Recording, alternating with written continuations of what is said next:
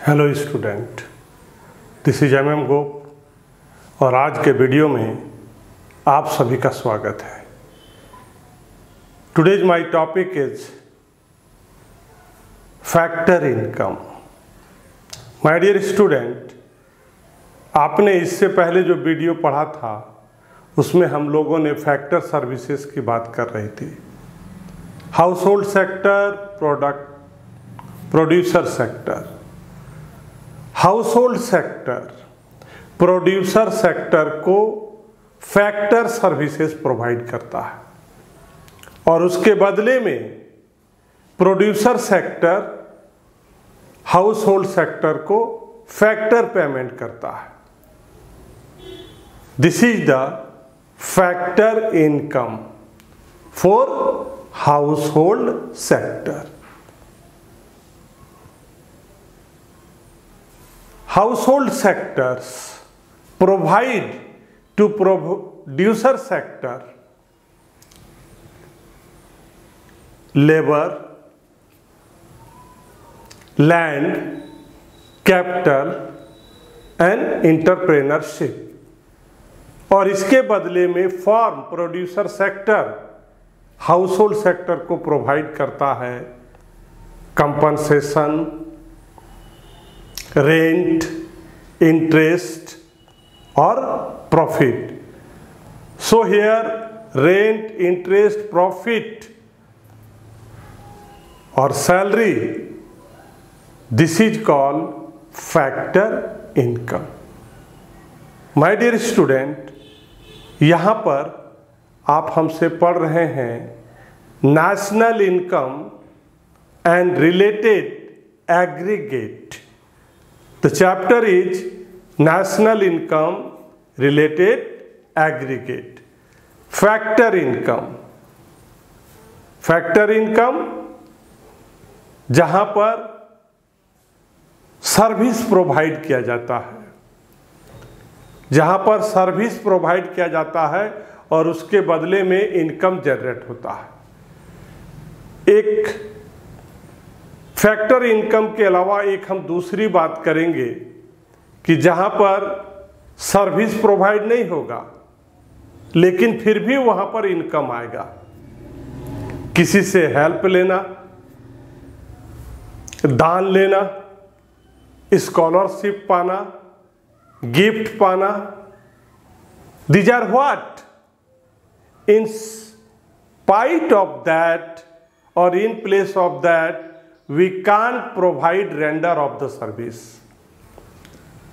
फिर भी हम लोग इनकम जनरेट करते हैं। एक तरफ हम बात करते हैं लेबर प्रोवाइड करते हैं, लैंड प्रोवाइड करते हैं, कैपिटल प्रोवाइड करते हैं, एंटरप्रेन्योरशिप प्रोवाइड करते हैं और उसके अगेंस्ट में हमको इनकम जनरेट होता है। एक दूसरी तरफ हम बात कर रहे हैं यहां हम कुछ भी सर्विस प्रोवाइड नहीं कर रहे हैं, फिर भी हमको डोनेशन मिल रहा है, स्कॉलरशिप मिल रहा है, गिफ्ट मिल रहा है। That is what, this is the transfer income. बिना सर्विस प्रोवाइड किए अगर इनकम जनरेट होता है, बिना सर्विस प्रोवाइड किए अगर इनकम जनरेट होता है तो इसको हम लोग बोलते हैं ट्रांसफर इनकम।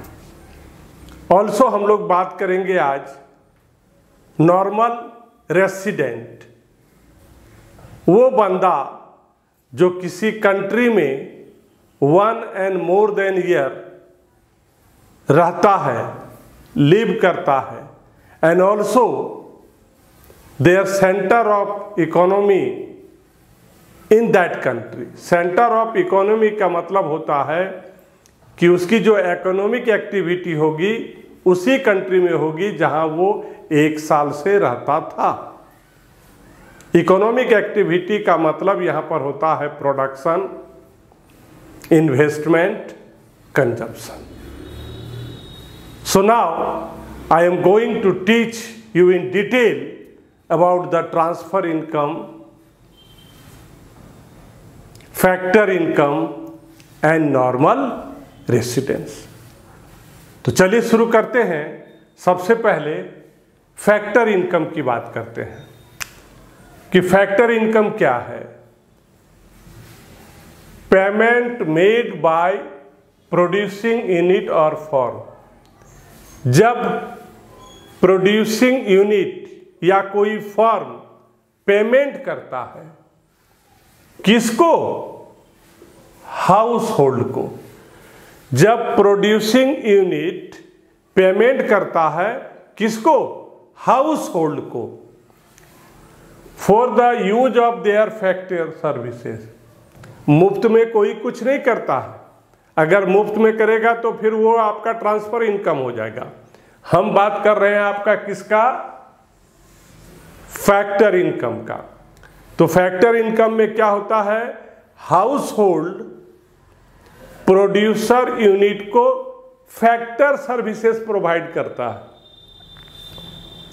और प्रोड्यूसर यूनिट उस फैक्टर सर्विसेज के बदले में क्या करता है? फैक्टर पेमेंट करता है। उसको हम लोग बोलते हैं फैक्टर इनकम।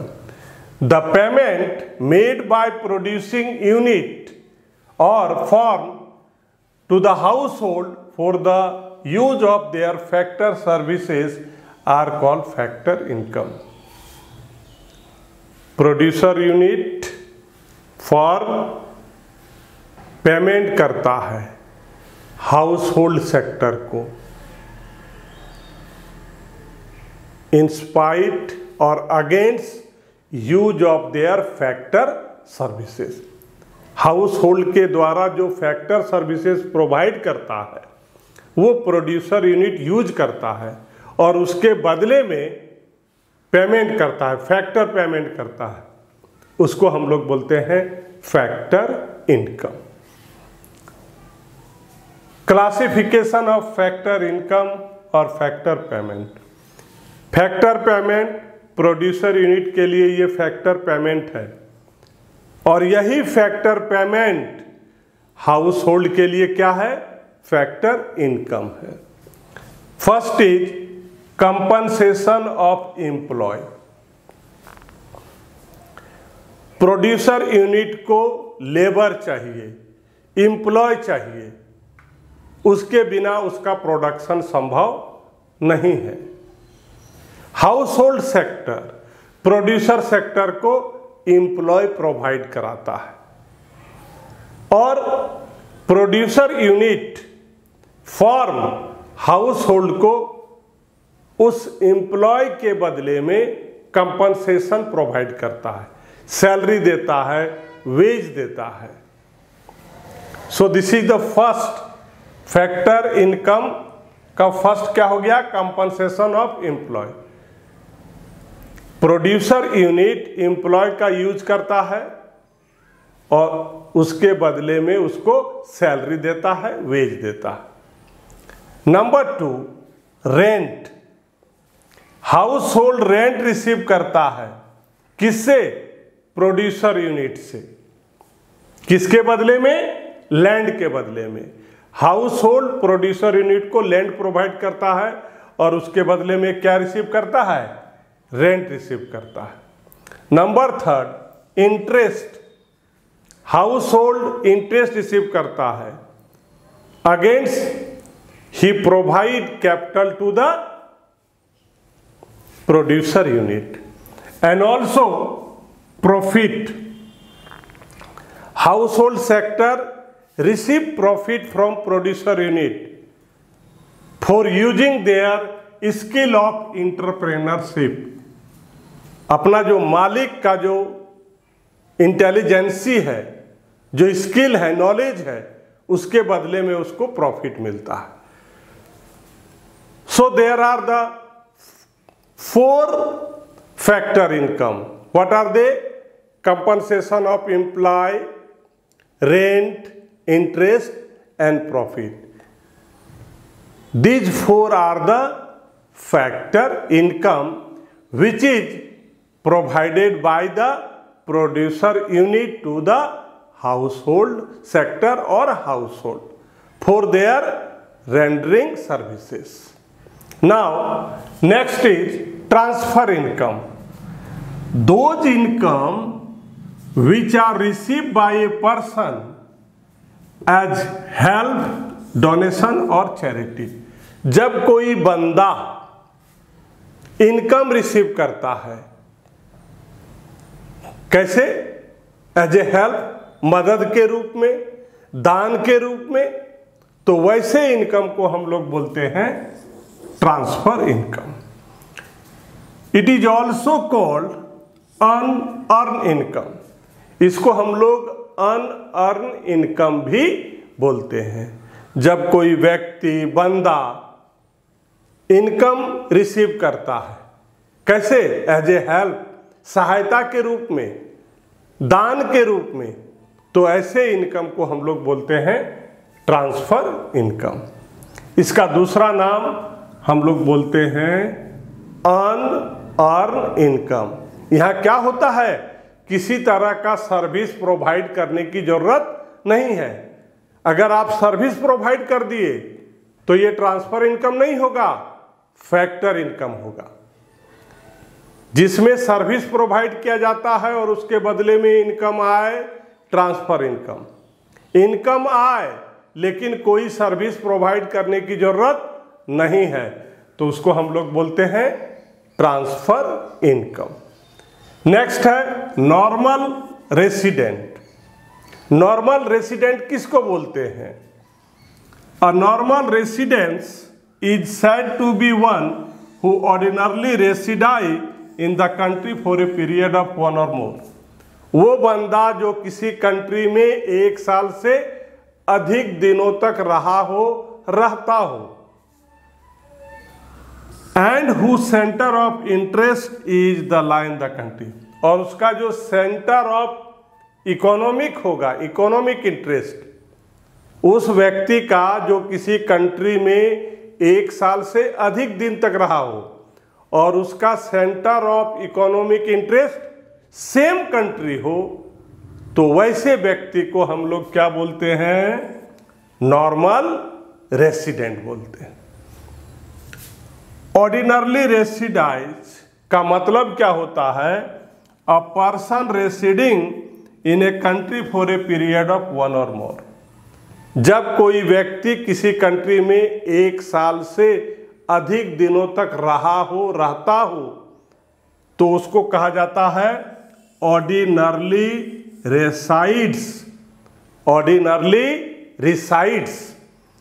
ठीक उसी तरह से अगर हम इकोनॉमिक इंटरेस्ट की बात करेंगे तो इकोनॉमिक इंटरेस्ट का मतलब होता है when a person carry out all his economic activity. जब कोई व्यक्ति का सारा इकोनॉमिक एक्टिविटी, भाई ये इकोनॉमिक एक्टिविटी क्या है? प्रोडक्शन है, कंजम्पशन है, इन्वेस्टमेंट है। तो जब कोई व्यक्ति किसी कंट्री में कंजम्पशन का काम करता होगा, प्रोडक्शन का काम करता होगा, इन्वेस्टमेंट का काम करता होगा, तो वैसे व्यक्ति को या इस सिचुएशन को हम लोग बोलते हैं इकोनॉमिक इंटरेस्ट। जब कोई व्यक्ति किसी कंट्री में प्रोडक्शन करता हो, कंजम्पशन करता हो, इन्वेस्टमेंट करता हो, तो ऐसे सिचुएशन को कहा जाता है economic interest. So my dear student, just you have learn from me about the transfer income, factor income and normal resident. I am going to teach you about normal residents of India and non-residents of India. Number 1, Indians working in foreign embassies in India. Indians working in foreign embassies in India. वैसे भारतीय जो काम करते हैं कहाँ?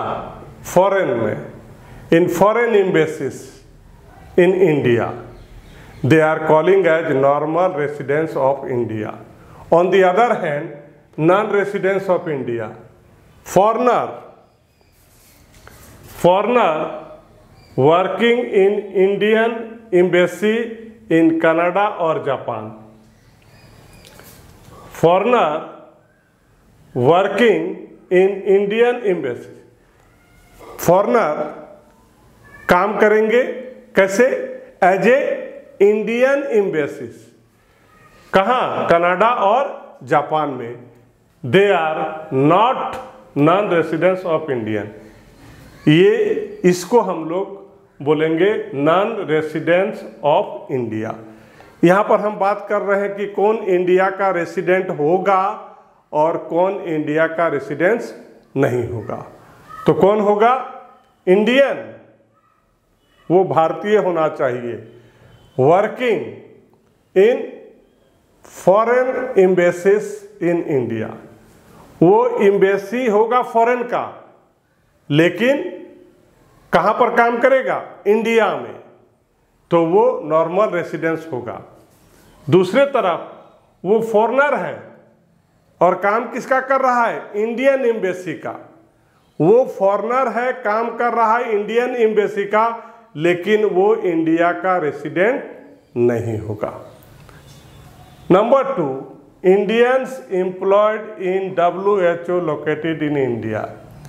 वैसे भारतीय, वैसे इंडियंस जो किसका एम्प्लॉय है? वर्ल्ड हेल्थ ऑर्गेनाइजेशन का, लेकिन उसकी पोस्टिंग कहाँ है? लोकेटेड इन इंडिया, तो वो नॉर्मल रेसिडेंट होगा। लेकिन अगर फॉरेनर है और किसमें है? WHO में है, वर्ल्ड हेल्थ ऑर्गेनाइजेशन, और लोकेटेड कहाँ है?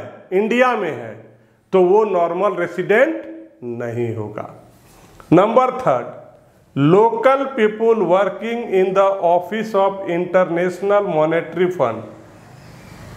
कहाँ पर काम कर रहा है? International monetary fund.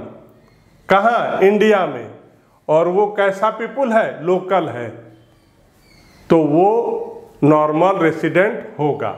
दूसरे तरफ the German working as international located in India, और वो फॉरेनर है और काम दोनों सेम कर रहा है। ये लोकल है, वो फॉरेनर है। ये भी इंडिया में काम कर रहा है, वो भी इंडिया में काम कर रहा है, लेकिन अगर फॉरेनर है तो वो नॉर्मल रेसिडेंट नहीं होगा। और अगर ये इंडिया का है, लोकल है, तो ये नॉर्मल रेसिडेंट होगा। Number 4, ambassador for India in the rest of the world. Her country में इंडिया का एम्बेसडर होता है, तो वो नॉर्मल रेसिडेंट होगा। वो क्या होगा? नॉर्मल रेसिडेंट ऑफ इंडिया होगा। क्या है? Ambassador for India. इंडिया का एम्बेसडर है, जो कहाँ पर पोस्टेड है? रेस्ट ऑफ द वर्ल्ड, हर एक देश में। इंडिया का हर एक देश में एम्बेसडर है, तो वो एम्बेसडर इंडिया का रेसिडेंट होगा। On the other hand, ambassador in India for the rest of the world, लेकिन बाहर के देश का, अमेरिका का, चाइना का, उसका एम्बेसडर कहाँ है? इंडिया में है, तो वो इंडिया का रेसिडेंट नहीं होगा। And last number 5, the foreign citizen living in India for a period of more than 1 year. अगर कोई विदेशी नागरिक है और इंडिया में 1 साल से अधिक दिनों तक रह रहा है, तो वो